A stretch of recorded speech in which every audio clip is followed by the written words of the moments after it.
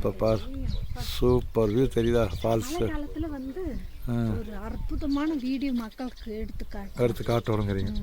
அப்படியே அழகா கிராமத்து மக்கள், ஒரு அழகான எஸ்டேட்டு. இது என்னமோ பழம் பாரு,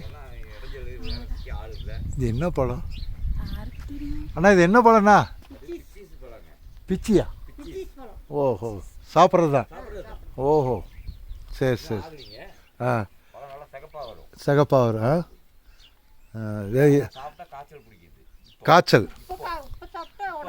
ஓ, அது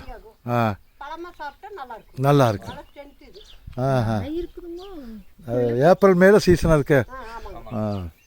எஸ்டேட் வீடு அழகா பூவெல்லாம் வச்சுருக்காங்க.